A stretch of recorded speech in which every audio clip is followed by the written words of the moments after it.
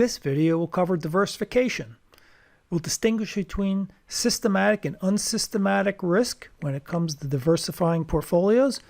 We'll discuss how diversified portfolios are formed. We'll examine, compute, and interpret risk using variance and standard deviation of returns for a portfolio.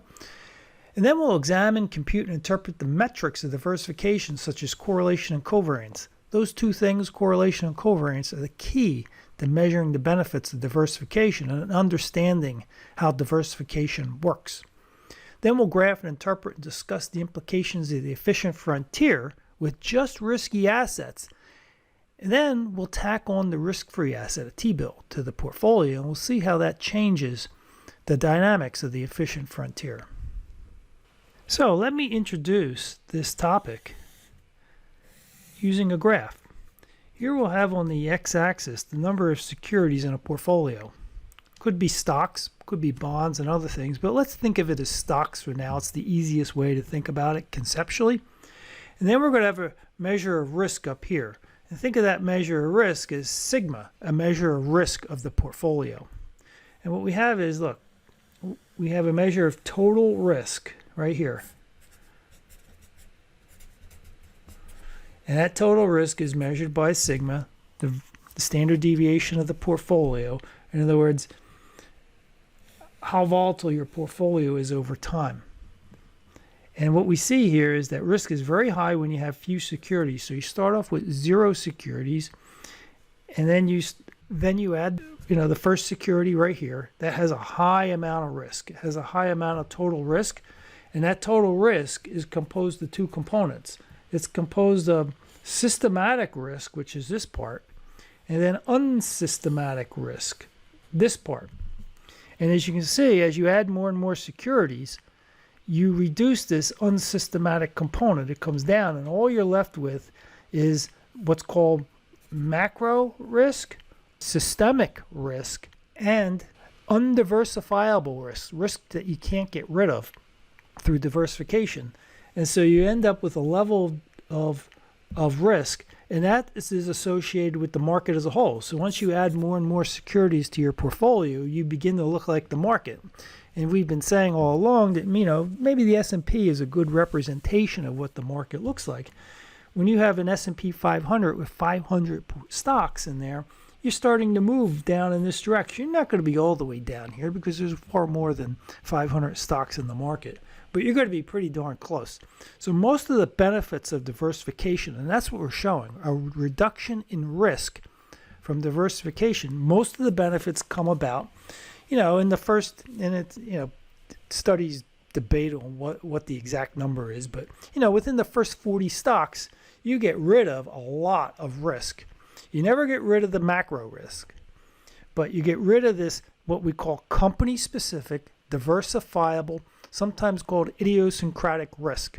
So there's a whole bunch of names for these things. So this is macro risk, systematic,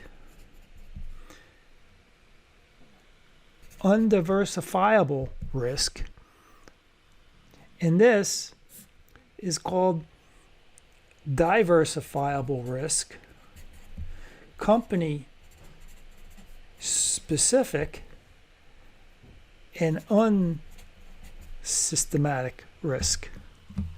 So you got to get used to all those different terms. You read the book, you read the literature on this material, you're going to come across all these terms, and basically these terms all mean the same thing, and these terms all mean the same thing in this context of diversification. So when you're way out here and you're looking at the S&P 500, you've gotten rid of most company-specific risk, but not all, but most. And you still have risk, because even when you invest in the S&P 500, look, your portfolio is going to do this. And sometimes it's going to drop if we go into a great recession, we go into the coronavirus, stocks returns can drop, they can come up, and so on. And so you still have risk, you still have variance and standard deviation associated with that. Now, the question is, how do you actually get this diversification? How do you form portfolios to get this benefit of diversification that we're going to examine throughout this video? Well, first off, you have to randomly select securities out of the market. So let's say there's 5,000 stocks available in the US that you can invest in. In fact, you should be even thinking about international stocks too, because you're only going to get partway down here, in theory, partway down here looking at just US stocks. You need to look at foreign stocks also, and that'll bring you down even further in terms of risk, because those foreign stocks are not going to move in sync with US stocks. And so you're going to get benefits of diversification.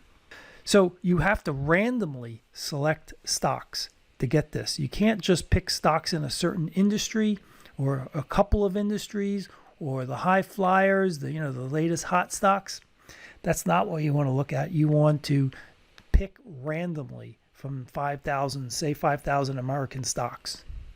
And so the question is, well, okay, you can do that, pick randomly, but is there an easier way to do that? And yeah, you buy an S&P 500 index fund. You buy an ETF or a mutual fund. And so you don't really have to put together the portfolio at all yourself. You just need to buy into an index fund. And the question becomes, well, what are the weights behind there then? Remember, go back up to what the weights are for the S&P 500. And the weights are value weighted. So you want to buy in proportion to the market. The market value of each stock relative to the entire market is how much weight you should put in each stock. And then what happens is you end up holding the S&P 500 and you're moving down in this direction. Before we leave this graph, let's look at some specific examples of macro risk. Well, macroeconomic risk is systemic. It covers the entire economy and even worldwide. It's things the president is dealing with. It's things the central bank is dealing with, the Federal Reserve. It's inflation, it's exchange rates, it's interest rates, it's giant economic shocks like an OPEC oil price increase from years ago. It's a coronavirus. It's a sudden collapse in real estate prices that seems to permeate the whole economy. That's macro risk, examples of macro risk. Company-specific risk here, this is risk associated with specific companies. And so you could have a scandal in a company that would negatively affect an individual company, but wouldn't bleed over into other companies or other industries. That's very specific, idiosyncratic to the company. It could be, a marketing campaign failure, a product failure, liability lawsuits. And the thing is, I'm talking negative aspects, but there's also positive things going on in the economy you generally don't hear about. And that's, new products being launched that are really not, very valuable to the consumer. Those things will come about. You'll end up with a new president of a company that's really good. And so the point is that all of that news gets netted out and washed out, and that risk gets eliminated.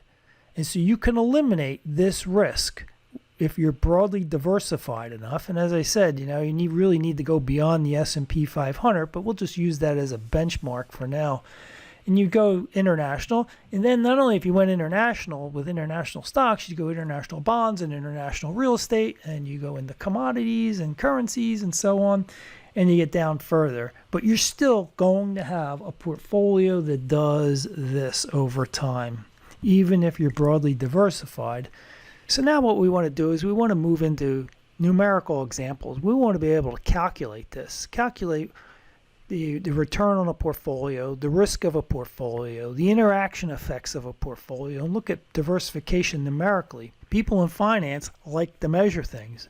And if you have models and you can measure returns and portfolio risk, then you can explain it on a consistent basis. If you don't have the math behind it, you easily can contradict yourself. And so some of the math that we're doing is not only going to help you better understand the material, but it's going to prevent you from contradicting yourself, because that's quite easy in economics and finance. And the other reason for looking at the math is this course trains you to be a financial analyst. It's not just about investment. It's broader than that. It's about being able to financially analyze investments. And so you need to be a financial analyst. You need to be able to move numbers around, because that's what finance is all about. So that's a very nice, polite transition into portfolio theory along with an example. First off, before we get to the numbers, let's look at the general machinery and intuition. We're going to look at the return of a portfolio. That's what this says. The return of a portfolio is equal to a weighted average of the returns of the stock in the portfolio. And we denote returns with capital R. So RA is the return of stock A, RB is the return to stock B, and the weights are XA and XB. The weights have to add up to 1. You need to account for 100% of your wealth here. Now, usually when you see this written, it's often the weights are W, and it's a little confusing until you realize that, look, as a portfolio manager, and you are a portfolio manager if you manage a stock track account, the only thing that you can control are the weights. You can't control the return of A, you can't control the return of B, but you can control the weights, how much money you put into each stock. So if you put 0 weight in A, then this whole thing disappears and all your money has to be in B because the weights have to add to 1. That's fairly straightforward. So the return of a portfolio is a weighted average of the returns of the stocks in the portfolio. Now the variance, or the risk of a portfolio, is equal to the weights squared times the variance. It's a function of the weights squared times the variance, and I'll show you here.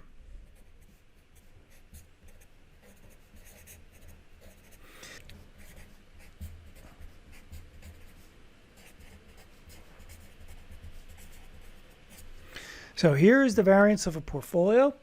It's a function of the weights squared. So you can see right here, weights squared of A and B times the variance of A times the variance of B. And there's a little plus sign in here.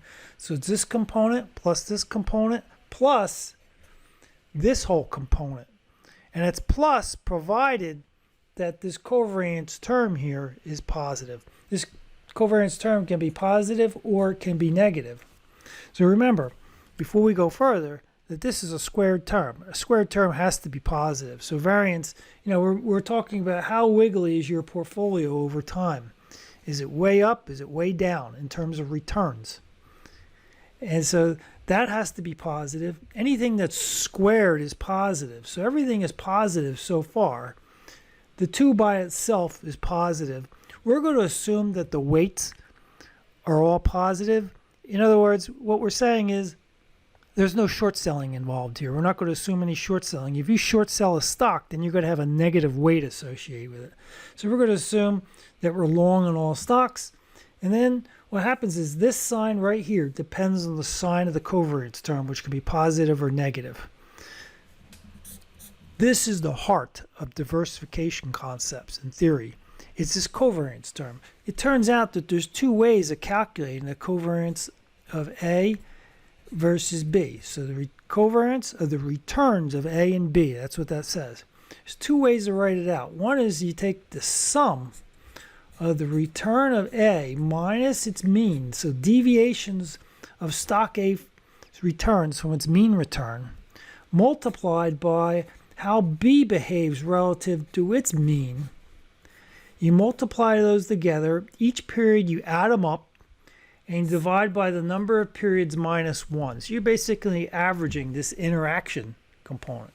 Now the other way to calculate it is that the covariance between return A and return B equals the correlation of A, B, how they're correlated, times the standard deviation of A times the standard deviation of B. Now before we go any further, let's look at this graphically, because then we can really get the intuition as to what's going on here. So let's say we got the return of A here over time. So this is time. And we got the return.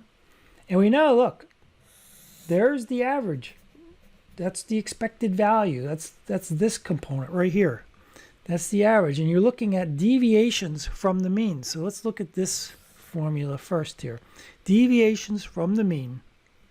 So this is a positive deviation because this is RA minus RA bar. That's a positive deviation. This is a negative deviation. So use this same formula here. It's negative, and so on. And so what we're looking at is this is a measure of risk for stock A. Now what we want to do is look at the interaction between A and B. And so let's say we have a stock that looks like this.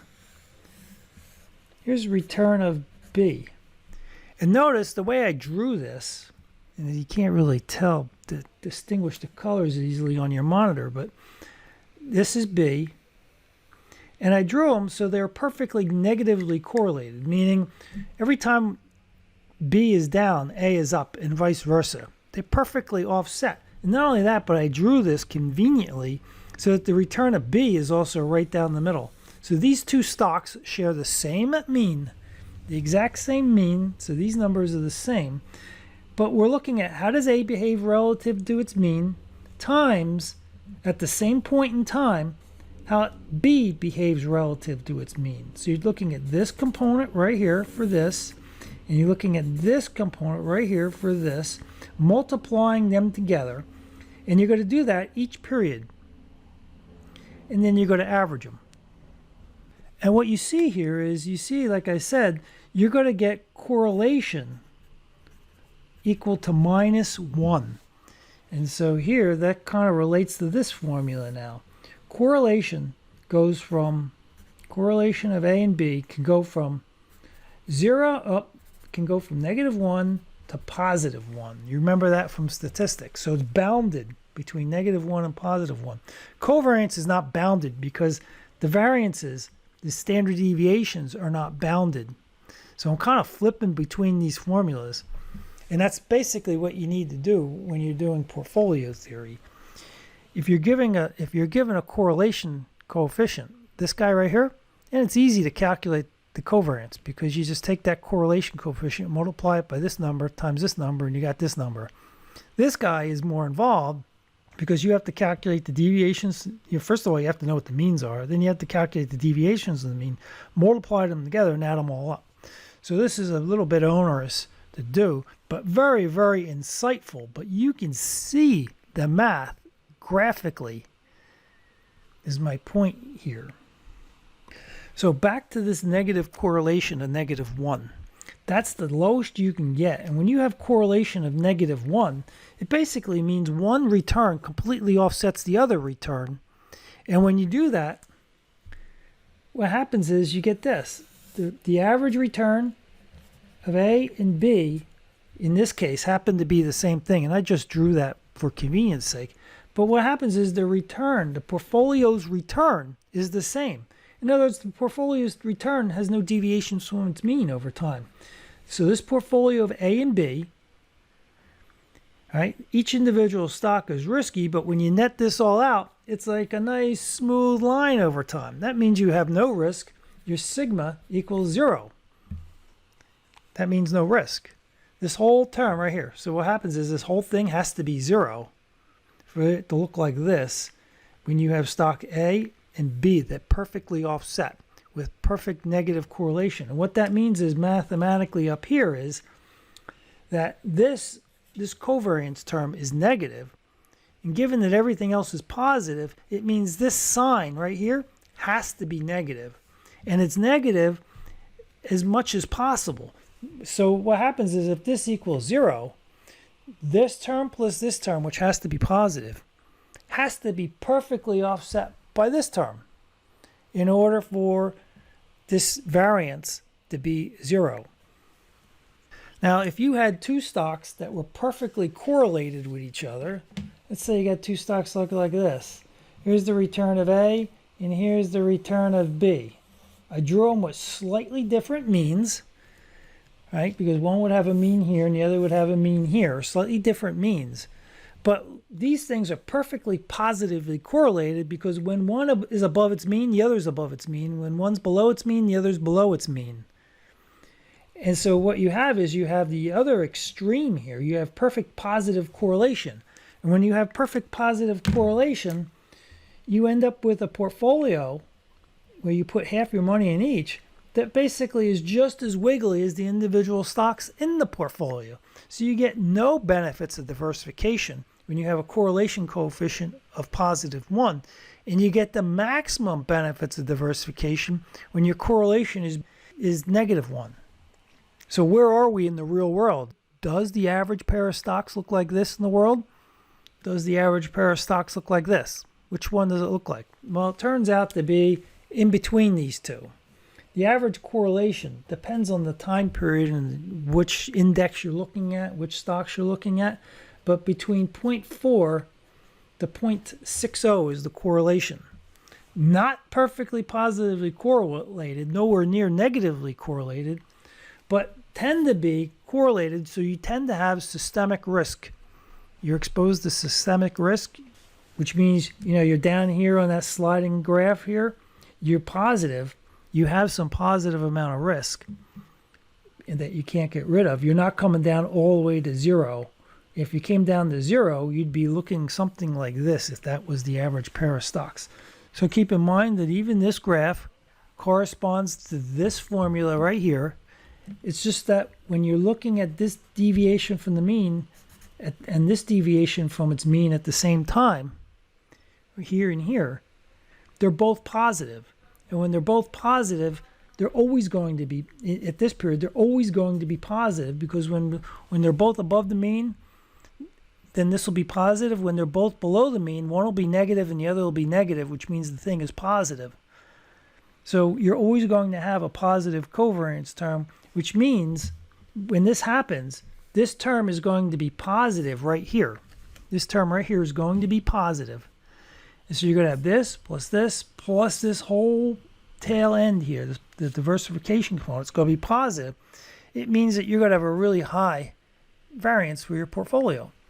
It's going to actually equal the variance and standard deviation of the individual stocks in the portfolio, at least the way I drew it. So now, with this machinery in mind, let's actually go to a numerical example and show how this actually works. So here's the example. We got stock S, stock T, and a portfolio composed of stock S and stock T, where the weight of, I should put S here, is 40%, and the stock of T is 60%. So used to the A's and B's, I kept A and B here. So it's stock S weight is 40, stock T weight is 60. The weights add to 1. We're in good shape there. Now, this is what's given. And normally, what I would give you in a problem like this is all you would need. This information here, here's the returns for year 1, 2, and 3. 15%, minus 12, and so on, and T, and the weights. And you ought to be able to calculate this portfolio return as nothing but 40% of this and 60% of this return. So weighted average of those two returns. And the same thing goes for period 2. That'll be the 4.2. You could recompute that return year 3. And then coming down this way would be quite easy. This is the average return of 15 minus 12 and 24. And then this is the standard deviation of this return relative to its mean.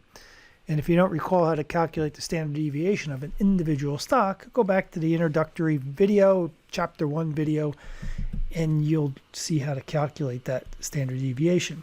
And you can do the same thing with T. So with this information, these 6 numbers and the weights, you can calculate all this, right, including these numbers right here. So this is the return of the portfolio, the average return of the portfolio over 3 years. It's 40% of this plus 60% of this is 7.2%.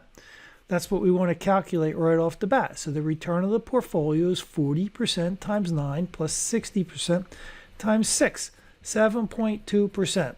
Boom. So basically, I'm giving you a problem. I'm telling you this is what's given, and you can recompute everything. So I've given you the answers. Make sure you can recompute everything here. And so I'm focusing on this portfolio return and this portfolio standard deviation. So how does this come about? Well, it's this calculation. We're going to take 40% squared times 1873 squared plus 60% squared, 13.08 squared plus 2 times the weights times 0.40 times 0.60 times that covariance term. This covariance term, we don't know what it is. Covariance between S and T at this point. This is the key to whether how diversified these securities are. And so before we actually calculate this, you ought to be able to look at these numbers and tell me whether or not there's diversification effects going on.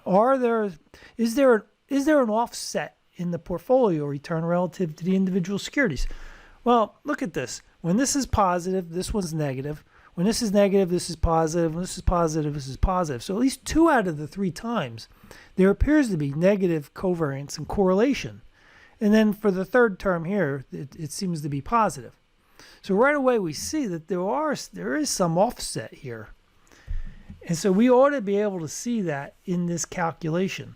If this isn't close to 0, it ought to be negative. That's just a guess looking at the numbers. Now let's actually calculate that covariance term. First off, should we use this formula?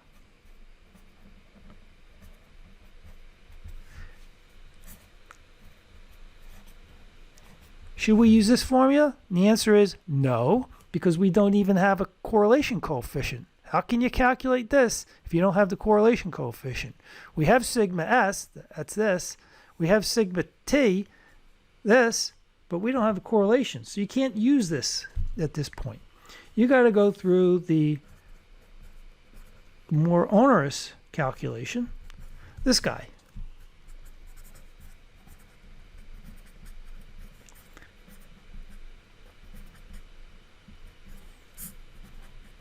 So let's do it. There's going to be 3 of these. We're going to sum over 3 because there's 3 years. So we're going to take 15 minus 9 and multiply it by minus 9 minus 6. And then take minus 12 minus 9 times 15 minus 6. So on. There it is. That's the top written out. So we multiplied the 2 together for each period, 3 periods, divided by 3 minus 1. And when we do that, we get minus 189 divided by 2 equals minus 94.5. Well, 94.5, is that big or small? Well, it's negative, which is good. That means it confirms our suspicion that there's an offset here. The 2 securities are offsetting each other, so the portfolio itself has less risk. And you could see that, by the way, over here. So if this is the standard deviation of S and the standard deviation of T, right, you would think that the portfolio would be somewhere in between these 2 numbers, but it's not. It's way lower.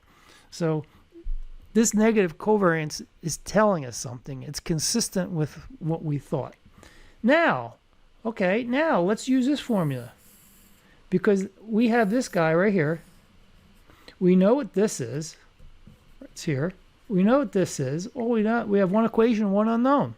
So if we put minus 94.5 equals rho of ST times 1873 times 13.08, we're going to get a rho of ST equal to minus 0.386, which tells us, by the way, since we know the correlation goes from -1 to +1, we got a fair amount of negative correlation there. So we're going to get benefits. We know we're going to get pretty significant benefits of diversification, especially relative to what happens in the average market for the average securities.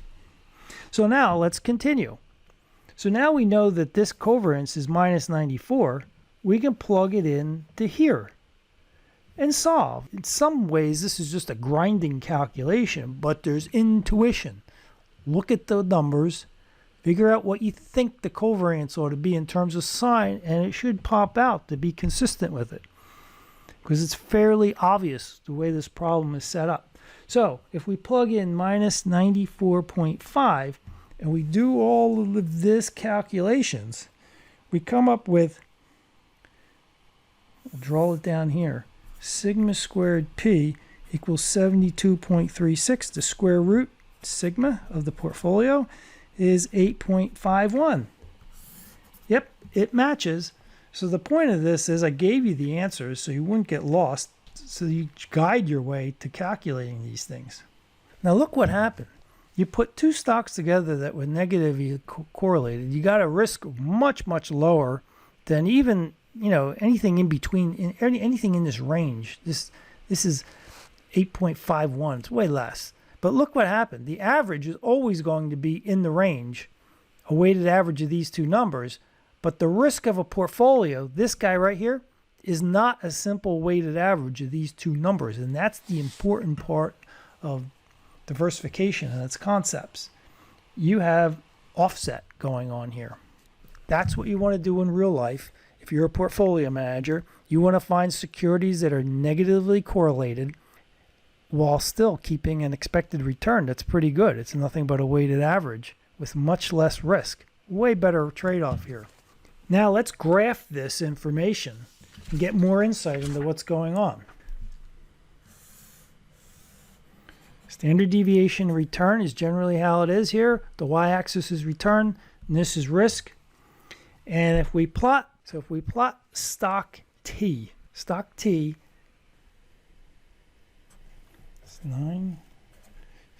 6. Stock T had a 6% return and a standard deviation of 13.08. And stock S had a 9% return and a standard deviation of 18.73%. So this is S and this is T. Now, we can gain a lot of insight in what's going on here. If we put 100% of our money in stock S, we'd be right here at this point. If instead we put 100% of our money in T, we'd be right here. Then the question is, what happens when you change the weights as long as they add up to 1? So you're going to put a little bit of weight in S and a little bit of weight in T, average it out. What's it going to look like? Well, it turns out in this example, we have one point in which to do the calculation. We have a number that's basically 8.51. And we'll call that point P. So remember, we had a point here that's 7.2% for the portfolio return, which is sort of in the middle, given its 40-60 weight, sort of almost in the middle, not quite. And that's portfolio P with a standard deviation of 8.51. So look what happened. When we started adding weight to these securities, we changed the weight. So if let's put 100% of our money in S, we'd be right here. 99% in S and 1% in T, you'd be right here. If you put maybe 95 in S and 5% in T, you'd be here. And you keep doing that to the point where we put 40-60 weight at point P. We would map out something like this. So all I'm doing here is I'm taking these numbers, and I'm investing in a portfolio. I'm just changing the weights between those two securities. That's all I'm doing in forming portfolio P. Changing the weights only. Now, the shape of this is interesting. The shape of this is very important to understand why this is happening. This is happening and is a function of the negative correlation that's going on. Had the securities been perfectly positively correlated, we would have had a standard deviation that would have been right in the middle of this range, or close to the middle of this range, given a 40-60. We'd be on this line. So this line right here would correspond to a correlation of positive 1.0. No diversification benefits. We'd be somewhere here. Now, as the correlation coefficient between the two stocks goes lower and lower, we basically map out something that looks like this, depending on the weights that we put in and depending on the correlation. So each line is based on a different correlation coefficient, and each dot depends on the weights. So eventually what would happen is you could see that, and I didn't quite draw this to scale, but this is basically 0 here. How could you get to 0? Well, if you had perfectly negatively correlated securities, you could do that. You'd get this going on, and it would offset perfectly. That would look something like this. You'd have to figure out the weights to do that. But you'd almost, maybe I'll just draw it as straight lines. You wouldn't get a bow out shape. You'd get a sharp corner here. And that would correspond to a sigma P equal to 0. because obviously if this variance is 0, the standard deviation is going to be 0 because it's a square root. So there we have a graphical representation of the benefits of diversification. You don't get much, in fact you don't get any, if you're perfectly positively correlated. But as your correlation coefficient drops off and you have the right weights between the stocks, you can reduce your risk out of this range. You can be out of this range and off to the left. And that's exactly what we're doing right here, point P. Now, with this graph in mind, let's generalize it and look at the efficient frontier. So this is how we build the efficient frontier, at least how we start off. We start off with the risk and return plane. Risk, return. And if you were to plot individual securities where there's no diversification effects, they would tend to have a fairly high standard deviation. Measure of total risk would be fairly high. And they'd be plotted out here. So if you plotted the whole market, you'd have thousands and thousands of these X's. It turns out, given that we have reasonable correlation coefficients in this world of 0.4 to 0.6 correlations, if we were to form random portfolios, say of 2 securities, we would get a bowed out shape like that, say between two securities. And maybe these two securities we get bowed out shape to some degree, given that the correlation is 0.4 to 0.6. And if we did 3 X's, 3 different stocks here, we'd get a little more benefits of diversification coming out. So we would, every time we form these, we'd get more diversification. We'd start moving in this direction. In fact, we'd start moving in this direction a bit. And we'd get what's called the efficient frontier right here, this. And I make sure that this is not right here part of the efficient frontier. This is a minimum risk portfolio. But let's try to interpret what this represents now. So from an investor's point of view, you want to move in this direction as much as possible, meaning least amount of risk with high return. Everybody wants to get up here, but it's unattainable to get up here. But the best you can do is be on this particular line. You can't get past it. So the best you can do is get on this line. If you're in here, then you have inefficient portfolios. And what do we mean by efficient and inefficient portfolios? Well, there's 2 different ways to look at it. If you're saying, look, for a given risk, just put a dash somewhere on this line, on this axis, for a given risk, boom, come up and come over, you come up with a return. And what that means is, if this is an efficient portfolio, so right here, every one of these points along here that I've drawn a line on, they're efficient portfolios. So we're saying, given a risk, come up and bounce over and you get an expected return. But given this level of risk, what is the maximum return you can get? It's this. You can get a return anywhere here, right, forming portfolios, but they're inefficient because the trade-off between risk and return is not at its best. So it's at its best here, it's most efficient. And you could pick right here, right? And you'd say, oh, okay, well, which one do I do? Do I go here or do I go here? Well, which is the highest return? It's here.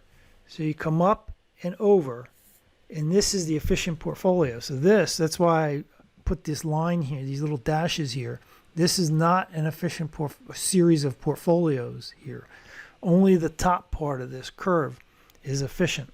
So given a level of risk, what's the maximum return? The other way to look at it is, given a level of return, let's just happen to pick this return here, what's the least amount of risk? Well, the least amount of risk you can get, you can't attain anything here, so that can't be right. You could get more risk out here, right? But that's inefficient. You don't want to be here. So what's the minimum risk given a return? It's right here. Pick this return. What's the minimum risk? It's right there. So this is efficient portfolios. The efficient frontier. Can't get past it. This is unattainable. This is attainable but inefficient. This is attainable and efficient, that particular line. So the point is, you want to move in this direction as an investor. And the way you get there is, it's not picking, portfolios of just a couple of stocks, because, okay, a couple of stocks, you're going to get some benefits of diversification, but it turns out you're going to get a lot more benefits of diversification as you add more and more stocks to your portfolio. That's what this graph is telling you. More and more stocks to your portfolio, you get rid of a lot of risk. This is the number of securities, remember. And so there's a point here. There's a point somewhere on this axis that gives you the optimal trade-off between return and risk. And it turns out that point is kind of like right here. You know what that point's labeled? That point is labeled M in most textbooks. M for market return. It's like, wait a second, what does that mean? Well, it means, you know, if you hold a small portfolio of securities, it's generally inefficient. You're up here. You got too much risk relative to return. You should have a bigger and bigger portfolio. And on an ex-ante basis, meaning before the facts, that's what ex-ante means. Ante, like, you know, you ante up playing poker. You ante up playing poker before the hand plays out. So before the fact, you don't know how stocks are going to perform. You just don't know. But from this theory, you can see that if you hold a well-diversified portfolio, you're going to be moving in this direction. And what's the best diversified portfolio, the most diversified portfolio? It's the market portfolio with evaluated index. So now let's make sure we're in the right context here. Notice what's happened. We've only looked at risky securities in this graph. There's no risk-free asset here because the risk-free asset would be here with a standard deviation of 0. We're not putting any little X's right here. There is none. Now let's introduce the risk-free asset, the T-bill. Let's assume there's a T-bill out there. We know there is one, so let's put it right here. It's going to have a 0 standard deviation and some type of return. Well, it turns out if you were to draw a line between the market portfolio and the risk-free rate, it turns out that this line is called the capital allocation line. And here's how to interpret it. If you just have risky securities, the best you can do is be on this line. And you can be at point M is the best, the optimal. But, you know, this may not be consistent with your risk aversion. What if it's too risky? And you don't like the fact that you have all these risky securities and, you know, that's just too much. Just standard deviation, whatever it is, let's say it's 15%. It's too high. Well, we have an answer for that. You can put some money in the risk-free asset, the T-bill. And just like I showed you before, you put 100% of your money in the risky market with risky securities, you'd be right here. If you put 100% of your money in the risk-free asset, you'd be here. If you put a portion of your money in between the two, you'll be somewhere on this line. If you put half and half, you'd probably be right about this point. If you put 99% in the T-bill, you'd be at that point, and so on. And so there you got it. You have the answer to the possible risk aversion problem you may have with holding risky assets. Just allocate some of your money in T-bills, which is exactly what a lot of people did, especially early on in the semester. They were very fearful, didn't know what to buy in terms of stocks and stock track. So they held a lot of the T-bill. Basically, that's what you were earning. You were earning a risk-free rate in stock track with no stocks, just holding cash. And then you slowly allocated money to various securities. You probably didn't put things in the market portfolio, or it wasn't properly weighted. It could have been close, but most people were somewhere in here in the inefficient area. So if you wanted to form an efficient portfolio in stock track, you would have bought like almost all of your money, put all of your money in the S&P, or, you know, the S&P plus the NASDAQ and some international stocks, and you'd be here. And if that was too risky for you, you would have left some in cash and you'd be somewhere in between here. But I imposed some, you know, rules on you that you needed to have a fair amount of return and not too much cash because, you know, the course was about managing portfolios and getting some experience. And if you have your money in T-bills, you won't learn anything.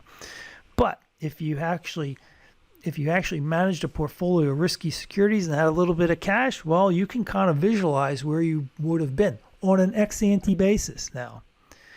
Now, what happens in the real world is, and over various semesters, is that, we're showing a positive return because ex ante, before the fact, nobody would invest in the market if they thought they'd get negative returns. So this is always in the positive quadrant here.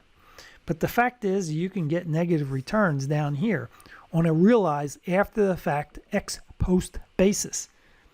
I mean, think about it. People bought securities in March, and then what happened? Early March before the coronavirus hit, and the market just dropped. Well, they had a negative return from that. So you often get negative returns depending on the time period you're looking at. But on an ex ante basis, before the fact, somebody holds securities. If people hold securities ex ante, they got to believe that the market's going to be positive in the long run, or they would have sold them or not bought them at all in the first place. Now, with this in mind, let's move on to a numeric example. Okay, so here's the problem. Suppose you have $500,000 in cash, and with that cash, you buy $400,000 in SPY shares. SPY shares are S&P 500 ETF shares. The ticker symbol is SPY. It's a very commonly known ETF. So you buy $400,000 in SPY shares, and you also invest $100,000 in T-bills. The expected return on the S&P 500 is 12%, and for the T-bills, it's 1%. The S&P 500 return typically has a standard deviation of 13%. What is your portfolio's expected return and risk? So little calculations there. Do you have an efficient portfolio with the T-bill investment? Graph your portfolio, the SPY shares, the efficient frontier, and the T-bill. What would your portfolio's return and risk be if you borrowed $100,000 at 1% interest rate instead of purchasing, which means when you purchase T-bills, you lend, instead of purchasing $100,000 in T-bills? Assume you invest all these borrowings in the SPY. So you're going to start off with $500,000, and then you're going to borrow on top of that $500,000, $100,000 at 1%.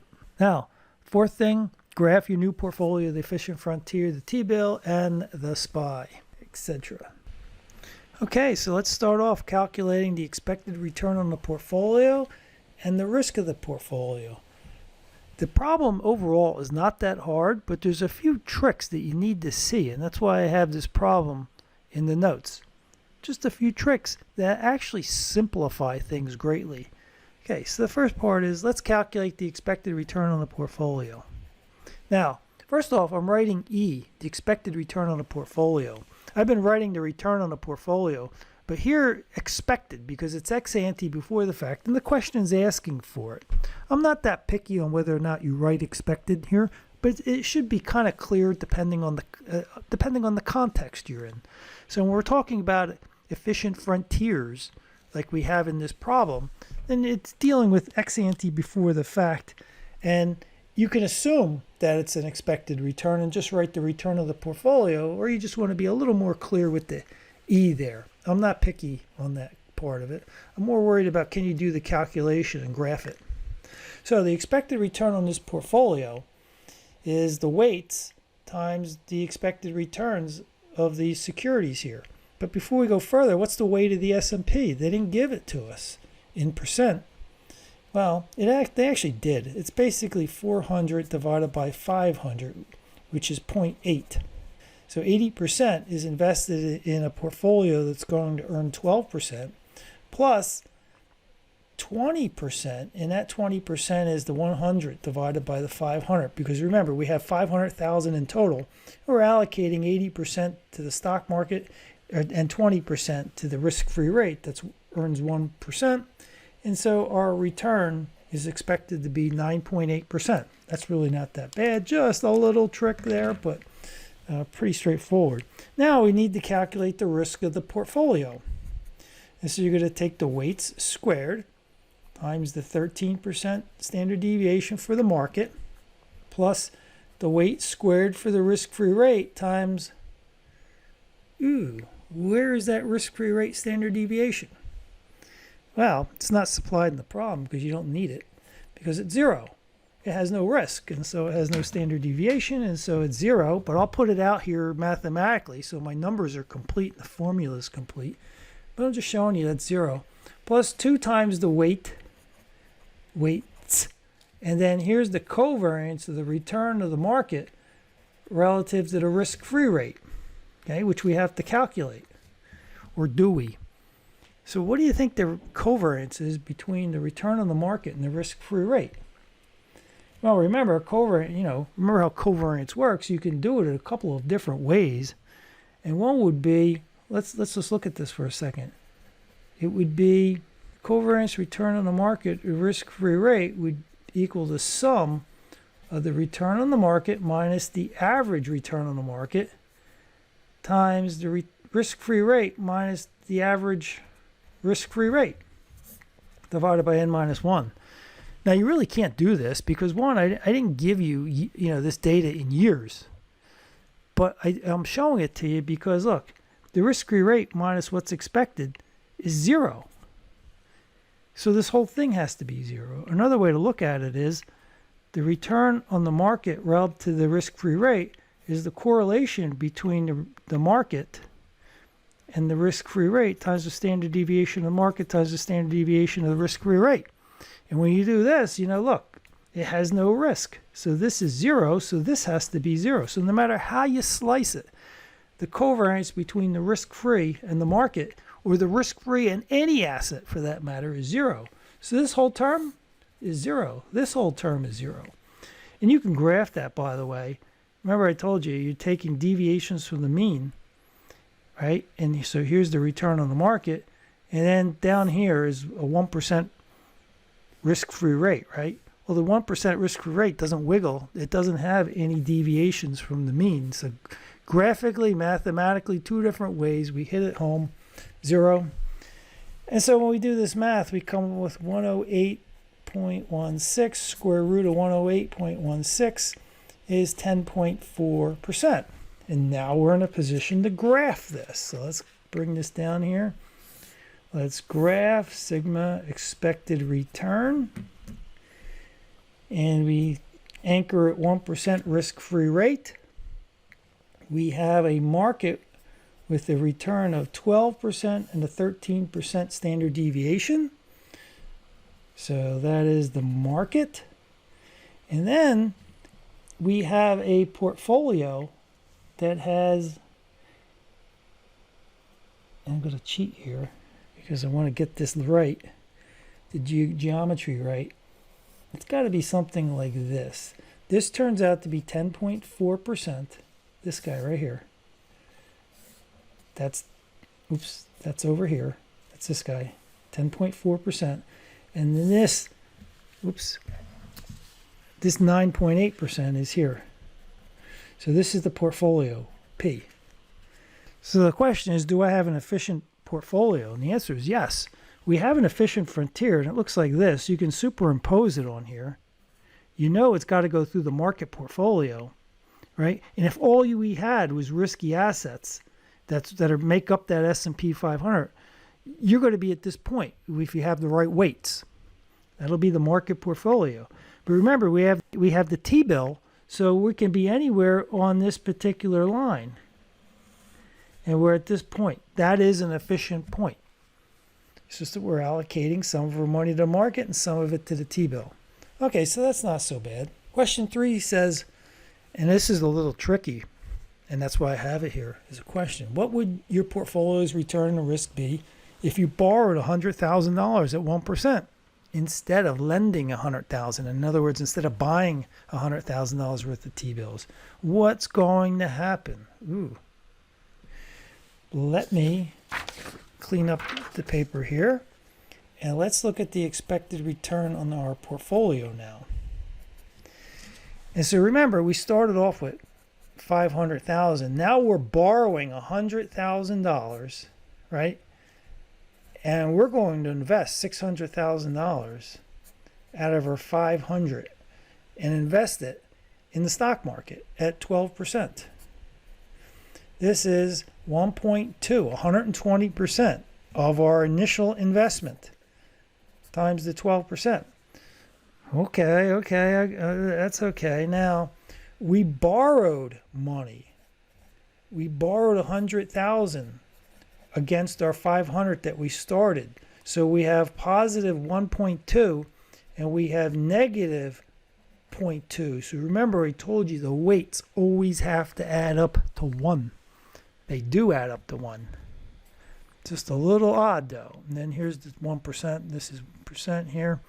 And this comes out to be 14.2%. Now let's look at that carefully. We leveraged ourselves up by borrowing 100,000, right, and plopping that 100,000, that extra $100,000 in the stock market. So we levered ourselves up.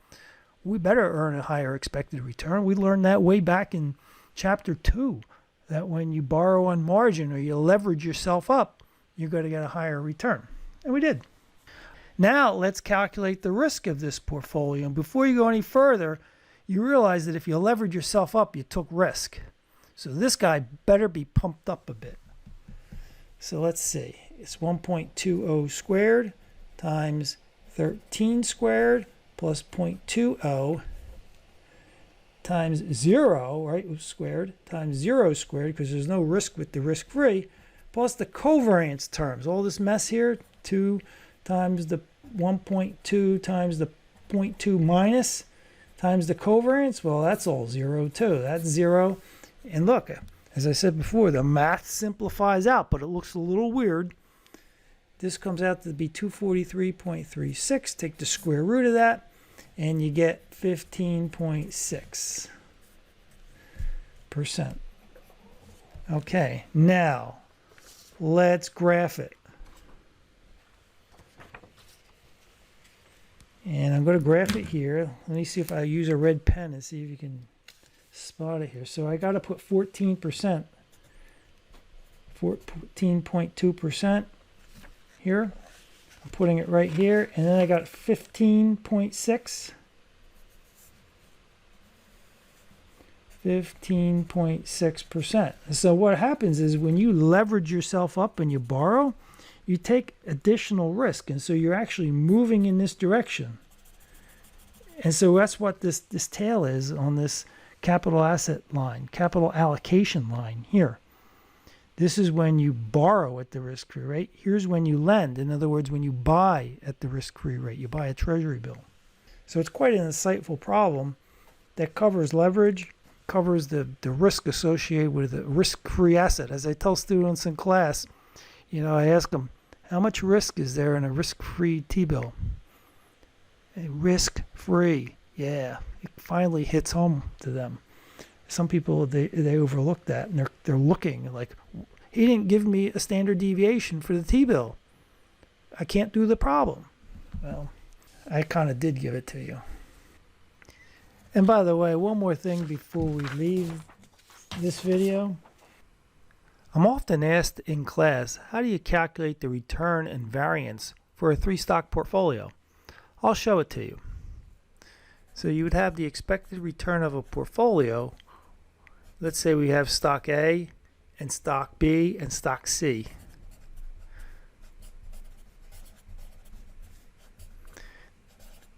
This is no surprise. The expected return of a 3-stock portfolio is simply a weighted average of the 3 stocks returns, where the weights again have to all add up to 1.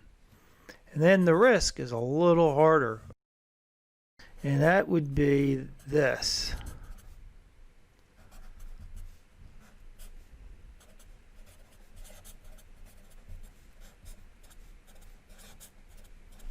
So first off, let's look at this. We've seen this before for the 2-stock portfolio. It's just the weights squared times the variance. And we do that for A, we do that for B, and this is what you see. This is the new item right here with the 3rd stock, C. And that's not so bad. In fact, that's relatively intuitive. Kind of looks like this. But remember, the variance of a portfolio is not a simple weighted average of the variance of the stocks in the portfolio. You got all the covariance terms. So what's the covariance here? Well, this is the tricky part, but it's really not tricky once you see it. Now, this is what we've seen before. 2 times the weight of A, the weight of B, and the covariance between A and B. So how do A and B interact? That's what we saw before. But now you got 3 stocks. You got interaction between A and B, A and C, and then B and C. And so you need to take that into consideration.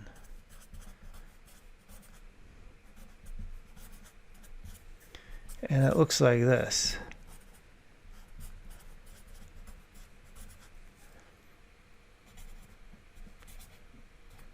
So computationally, the burden goes up significantly because you got these extra terms, and the chance of you making a mistake is pretty high. So this is good on a spreadsheet or in a computer.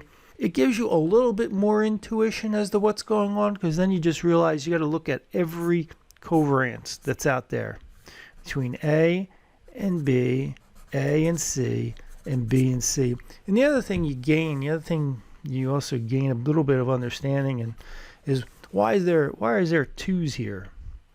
And the reason why there's twos here is because the covariance between A and B is equal to the covariance between B and A. So there's two of them basically, and that's the same as A to C, and it's the same as C to B. And so what do you have? You have 6 covariances. Well, there's 6 covariances.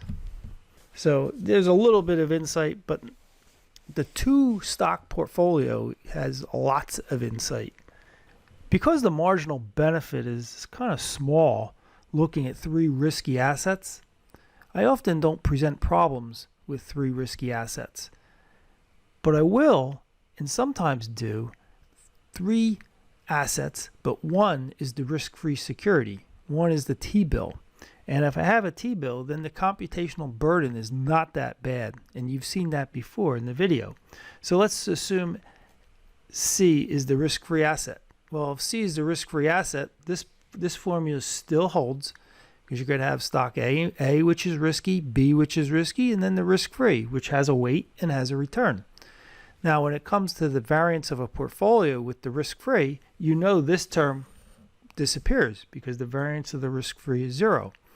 And not only that, but you know the covariance of the risk-free with anything is 0. So anywhere where you see a C here, that is 0. Cross it out. And the whole thing boils down to the formula for, at least in terms of the risk of a portfolio, it boils down to what we saw with 2 risky assets. Because that's what you're dealing with. When you're dealing with a 3 stock portfolio, or a 3 asset, I should be clear, a 3 asset portfolio, then you're just going to deal with the risky assets. The risk-free asset kind of washes away.